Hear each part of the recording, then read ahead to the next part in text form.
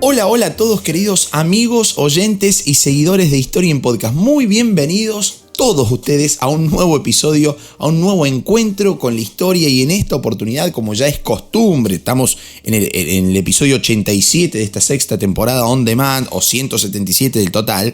Ya sabemos que son ustedes quienes piden temas y nosotros desde aquí una especie de show a la carta, ¿no? Ustedes van solicitando temas y nosotros nos ponemos a trabajar para llevarles un buen contenido de historia, ¿no? De divulgación histórica. Y bueno, y en esta oportunidad me han pedido tanto Guerra de Corea que digo, vamos adelante con Guerra de Corea. Tenemos que satisfacer esas ganas que tiene nuestro querido público de escuchar un poquito, como siempre digo, a vuelo de pájaro, de la historia de esta guerra que fue clave para entender lo que estaba pasando en el contexto de la Guerra Fría, ¿no? Guerra Fría que se define como conflicto no bélico, bipolar, entre un mundo occidental capitalista liderado por Estados Unidos, un mundo oriental comunista liderado por la Unión Soviética, y esas áreas de injerencias que se estaban disputando en todo el mundo. Bueno, Corea no va a quedar afuera de esa lucha por el poder mundial, y acá vamos a meternos nomás a la historia de la Guerra de Corea, y vamos a arrancar, como siempre digo, por el comienzo. Vamos desde el comienzo. ¿Por qué una guerra en Corea? ¿Qué estaba pasando ahí? Porque si bien la Guerra de Corea en sí se inicia en 1950, tenemos que retrotraernos un poquito en el tiempo para entender la situación y cómo llegamos a ese año 1950. Bueno, vamos nomás, arranquemos. Para iniciar, debemos decir que en primera instancia esta península de Corea había sido convertida en colonia de Japón durante la primera década del siglo XX, y fue a partir de entonces que Japón trata de aniquilar todo intento de aspiración nacionalista y de autonomía política que pudiera llegar a surgir en Corea, ¿no? Para que ustedes se ubiquen, es la época de los imperialismos, que ya analizamos, por ejemplo, en la primera temporada de Historia en Podcast o en el episodio de Guerra Mundial que hace un poquito tiempo hemos publicado, ¿no? Época de imperialismos, de dominación colonial, en donde importaba tener dominios coloniales por el mundo, tener territorios bajo el control de un estado imperialista, ¿no? Expansionista. Bueno, Japón, el famoso imperio del sol naciente, no quería quedarse afuera de esa oleada imperialista, ¿no? Y fue en ese contexto de dominio japonés cuando el propio Japón busca acabar con las costumbres coreanas nativas, con su cultura autóctona, para buscar implantar lo que era su propio bagaje cultural, ¿no? Esto, por ejemplo, se va a ver con la implantación del idioma japonés en las escuelas coreanas, de modo que se le prohíbe a los coreanos comunicarse en su lengua nativa. Fíjense qué locura, ¿no? Y va a haber un punto de inflexión en ese dominio japonés en Corea recién en el año 1943, más particularmente el 1 de diciembre de 1943, cuando en la famosa conferencia del Cairo, países como Estados Unidos, como Gran Bretaña, como China, se comprometen a restaurar la autonomía de Corea. Claro, para eso va a ser esencial la derrota posterior de Japón en la Segunda Guerra Mundial, ¿no? Esto va a hacer que se abriera finalmente la posibilidad a través de una consulta con las diferentes organizaciones sociales, con los diferentes partidos democráticos que buscaban ahí vida en Corea, y le van a preguntar sobre el establecimiento de un gobierno provisional representativo de toda la península, para buscar de esa forma tratar de conquistar su independencia. Y va a ser ahí cuando en Moscú, países como Estados Unidos, la Unión Soviética, Gran Bretaña, China, se van a reunir mediante la presencia de sus ministros de Asuntos Extranjeros, digamos, en diciembre de 1945, con el objetivo de programar el camino a recorrer en relación a Corea. Pero claro, hubo un problema no menor, diría, ¿no? Que fue la bipolaridad existente entre Estados Unidos y la Unión Soviética, ¿no? Sus posiciones totalmente discordantes en todos los puntos, en lo político, en lo económico, en lo ideológico, en lo cultural, en lo social, etcétera, etcétera, etcétera. Y producto de esa incongruencia entre las partes, el tema de Corea queda medio de lado, a tal punto que se termina llevando este asunto a la Asamblea General de la ONU, para que fuera la encargada de oficiar como mediadora, ¿no? Tratando de promover elecciones libres en Corea con el afán de unificar al país y terminar de sacar a Japón del medio. Pero también ahí va a haber un palo en la rueda, ¿no? Una traba. ¿Cuál va a ser? Resulta que la oposición de la Unión Soviética se va a marcar muy fuertemente porque se negaba la Unión Soviética a que entraran en Corea los representantes de la ONU. Esto va a ser en el mes de noviembre de 1947. ¿Qué se decide hacer en ese contexto? Se elige un punto de división entre las dos zonas de injerencia, tanto la zona de injerencia de los Estados Unidos como la zona de injerencia para la Unión Soviética, las cuales van a empezar a disputarse el control de esa zona territorial dentro de Corea. Dentro de Corea, o sea, a partir de 1947, Corea empieza a tener una línea imaginaria de división entre la zona de influencia norteamericana y la zona de influencia soviética. Ahí aparece el famoso paralelo de 38 grados.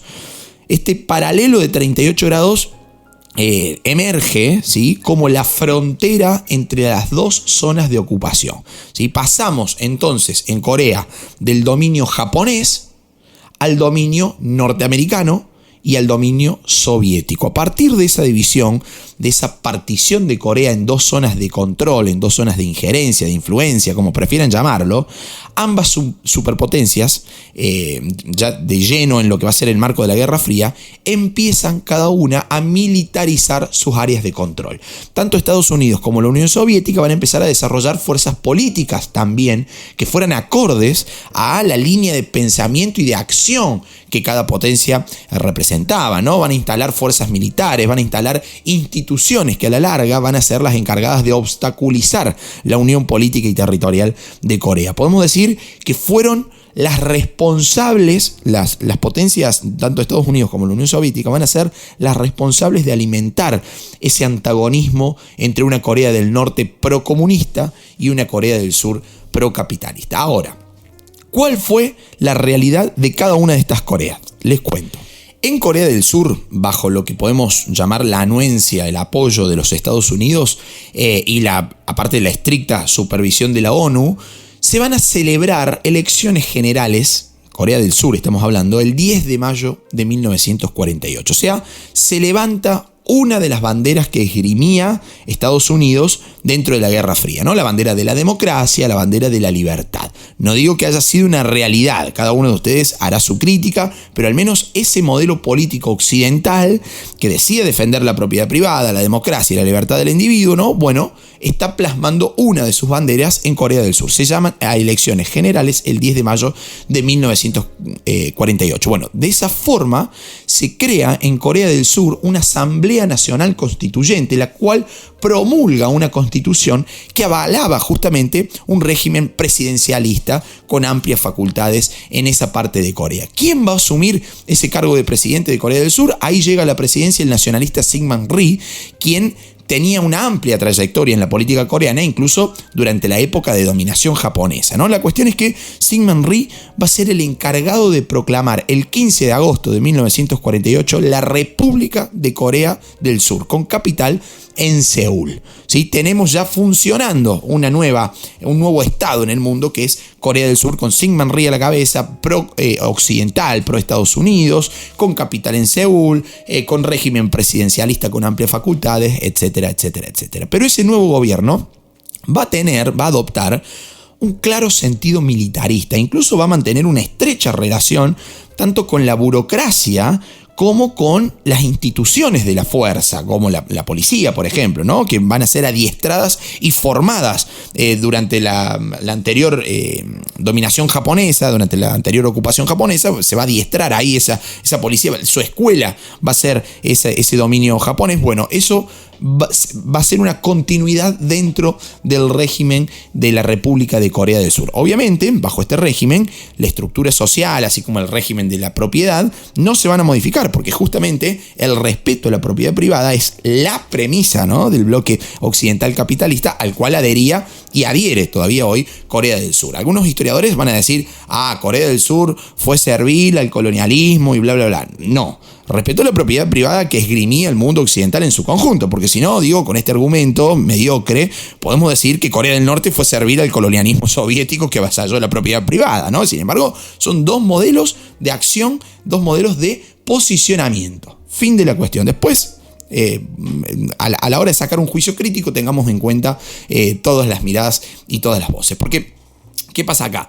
En la zona norte de Corea, desde el arribo de las fuerzas soviéticas, se van a comenzar a organizar comités populares que rápidamente reemplazan a los órganos de gobierno de la administración japonesa hasta transitar hacia una confederación bajo el estricto control de la Unión Soviética, ¿no? Ahí nomás, enseguidita, digamos, se funda en Corea del Norte, durante el mes de octubre de 1945, la Oficina Administrativa de las 5 provincias con sede en Pyongyang, que era la capital de esa Corea del Norte, ¿no? También en ese contexto se va a instituir el Partido de los Trabajadores de Corea del Norte, ¿sí? Año 1946, partido que va a poner en la escena grande de la política norcoreana a Kim Il-sung, un tipo que ya había tenido también una participación previa muy activa en la vida coreana, comandando el ejército revolucionario del pueblo coreano en la lucha justamente contra los japoneses en la frontera entre China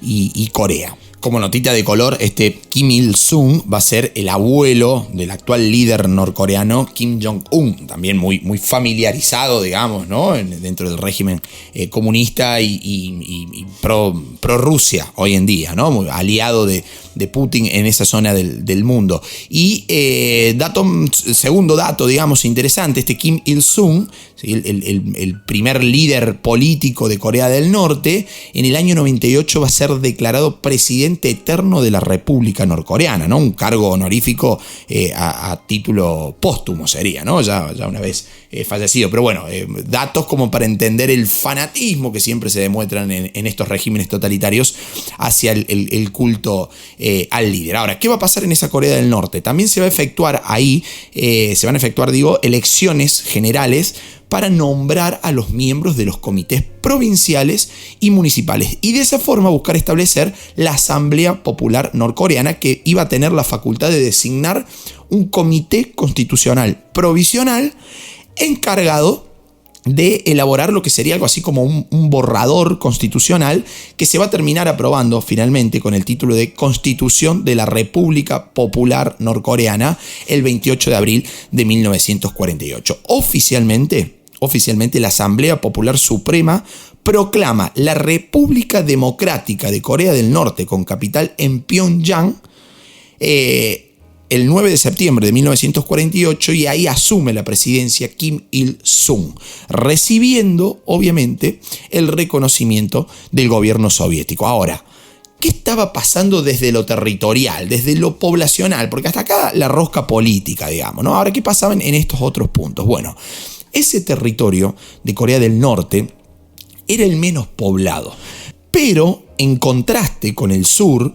disponía de recursos mineros, de recursos energéticos, de recursos hidráulicos, y aparte contaba con industrias y una agricultura mucho más redituable que lo que tenía el sur, ¿no? Y fue justamente en aprovechamiento de ese contexto, de esos recursos y sobre todo de ese sector agrícola, que el gobierno de Corea del Norte decidió aplicar una reforma agraria en cuanto al régimen de tenencia de la tierra, reforma que obviamente va a afectar a los intereses de los grandes propietarios que existían por esos momentos en Corea del Norte. Bueno, con esos panoramas locales, la Guerra Fría no iba a demorar en desembarcar en la península coreana como era de esperarse, ¿no? Se había convertido en un espacio geográfico propicio para la irradiación comunista proveniente de China y desde la Unión Soviética. Recordemos que desde 1948 el comunismo se había instaurado también en ese gigante asiático, resultándole un gran aliado a la Unión Soviética, y tema que me vienen pidiendo mucho también la Revolución China. Ya dentro de poquito, en el mes de diciembre, vamos a estar desarrollando un curso de Guerra Fría súper profundo. Así que en ese contexto seguramente largaremos algún episodio y en el curso más que claro vamos a estar tocando esa temática de Revolución China. Así que a estar atentos a nuestras redes sociales. Historia en Podcast nos encuentran en Instagram, y si no a través de nuestra web historiaenpodcast.com.ar. Y digo, no solamente Corea se va a convertir en un escenario de irradiación de las ideas comunistas, ¿no? Porque Estados Unidos, por su parte, que había visto visto la entrada de China al bloque oriental, no podía permitirse perder también la península coreana. Entonces inicia ahí una política de contención con el objetivo de dispersar el efecto dominó en esa parte del mundo, ¿no? en el este asiático. Entonces Estados Unidos va a plantar su bandera en Corea del Sur y la Unión Soviética va a plantar su bandera en Corea del Norte. Y en ese contexto, cuando tanto el presidente surcoreano Syngman Rhee como el norcoreano Kim Il-sung empezaron a reclamar el derecho de gobernar todo el país. O sea, la totalidad de Corea, nada de divisiones, nada de Corea del Sur, Corea del Norte, no. El del norte va a querer gobernar todo, la del sur y la del norte juntos, y el del sur va a intentar hacer lo mismo. ¿Y cómo se hacía para determinar ese derecho de gobernación que cada uno estaba esgrimiendo, ¿no? Bueno, les cuento. Ahí, justamente ahí, es cuando entraron en juego las presiones de uno y de otro bando, es decir, de la Unión Soviética y de Estados Unidos. Va a ser exactamente este el momento en el que Corea del Norte, aprovisionada de armamento soviético, toma la iniciativa de invadir Corea del Sur un 25 de junio de 1950. Ahí nomás salta en defensa de Corea del Sur el Consejo de Seguridad de la ONU, ¿no? De las Naciones Unidas, condenando esa irrupción norcoreana. Ahora, ¿qué pasaba ahí adentro? En realidad, la Unión Soviética estaba ausente del Consejo de Seguridad de la ONU porque estaba protestando. ¿Qué protestaban los soviéticos? Dice, ¿cómo puede ser que tenga representación en este máximo organismo pacifista internacional la China nacionalista y no la República Popular China, ¿no? La China comunista? Entonces empieza ahí una lucha, se retira la Unión Soviética de ese Consejo de Seguridad. Entonces cuando el Consejo de Seguridad esgrime la defensa de los surcoreanos, digamos, frente a la invasión norcoreana, Rusia no estaba, la Unión Soviética, mejor dicho, no estaba dentro de ese organismo. Entonces la ONU autoriza a los Estados Unidos a comandar una fuerza internacional integrada por tropas de Australia, de Gran Bretaña, de Canadá, de Nueva Zelanda, de la China nacionalista, de Francia y montones de países. Hay un caso americano, ¿no? Colombia, las fuerzas de Colombia van a participar ahí también para apoyar a Corea del Sur. ¿Quién va a ser el enviado a tratar de normalizar militarmente esa situación? Un veterano de la Segunda Guerra Mundial, experto conocedor de la zona, ya que se había desarrollado como general durante el avance de Estados Unidos sobre el Pacífico y sobre Japón particularmente. Estamos hablando del general Douglas MacArthur. MacArthur va a ser el elegido para dirigir el mando unificado de las fuerzas de la ONU y va a disponer de tropas estadounidenses asentadas en Japón y asentadas en Taiwán, que era parte de la China nacionalista, para desembarcar finalmente en las costas de Corea del Sur. Va a ser justamente con esta campaña militar liderada por MacArthur que en septiembre de 1950 ese territorio fronterizo que rondaba el paralelo de 38 queda despejado de comunistas, dicen los libros de historia, ¿no? Como que MacArthur cayó con todo. Y acá es sumamente importante entender qué pensaba Estados Unidos de la situación coreana en esos momentos, ¿no? Ahí, desde la perspectiva del presidente estadounidense de esos momentos, que era el demócrata Harry Truman, la invasión norcoreana era un plan soviético para extender el comunismo y la mejor estrategia para su contención era impulsar una contraofensiva. Fue así cuando en octubre de 1950 las tropas, bajo la bandera de la ONU, no perdamos esto de vista, si bien mayoritariamente tenemos tropas estadounidenses, van a cruzar ese paralelo de 38 y van a lograr apoderarse de Pyongyang, la capital de Corea del Norte, ¿no? Ejerciendo un control de 2/3 del territorio norcoreano hasta las inmediaciones, podemos decir, del río Yalu en la frontera con la China comunista. Ahora, claramente y de manera más que obvia, este hecho va a ser visto por los dirigentes comunistas, norcoreanos, chinos, soviéticos, como una amenaza para la integridad territorial ante un posible ataque de los Estados Unidos, ¿no? Con el apoyo de los nacionalistas chinos refugiados en Taiwán, con el apoyo japonés, con el apoyo de los nacionalistas chinos, ya nombré. Bueno, entonces la República Popular China va a ser la que decide intervenir de lleno en la guerra con un ejército masivo, expulsando de Norcorea a este ejército multinacional, franqueando el paralelo de 38 y culminando con el asalto de Seúl en enero de 1951. Y en este punto la situación se puso más que tensa, de tal manera que se llega a estar al borde de una nueva locura atómica, porque fue el general Douglas MacArthur quien exhortó a Truman a llevar a cabo un bombardeo atómico sobre China. O sea, la Guerra Fría de fría no tenía nada, se estaba calentando bastante fuerte, ¿no? Y producto de esto, de esta exhortación de MacArthur a Truman, es que va a ser destituido, ¿no? Recordemos, Hiroshima y Nagasaki estaban frescos todavía en la memoria del mundo y obviamente Truman no acepta el pedido porque entiende que se corre el riesgo de desatar nuevamente un conflicto a escala mundial. Entonces MacArthur, destituido, va a ser relevado por el general Matthew Bunker Ridgway, quien finalmente va a ser el encargado de desalojar a los comunistas de Corea del Sur, de sacar a los comunistas de Seúl en junio de 1951. Eso le va a permitir estabilizar, si se quiere, ese frente y paso seguido se inicia un proceso de fortificación de ese paralelo 38, ese paralelo limítrofe de las zonas norte y sur del territorio, ¿no? Un paralelo en donde la Guerra Fría verdaderamente se calentó durante 1950 y 1951. Y para el verano de 1951, los ejércitos estaban en una especie de impas, ¿no? Un impas peligroso en torno a ese paralelo 38, porque, durante los últimos tiempos el número de víctimas había ido aumentando, las negociaciones entre ambos bandos, si bien van a iniciar en julio, todavía no van a encontrar un punto de acuerdo, y ahí va a pasar algo muy loco, que generalmente algunos historiadores filocomunistas no cuentan, ¿no? Estoy hablando del destino de los prisioneros de guerra, porque resulta que muchos prisioneros de guerra capturados por las fuerzas estadounidenses no querían volver a sus países natales. Es decir, ni a Corea del Norte ni a la República Popular China.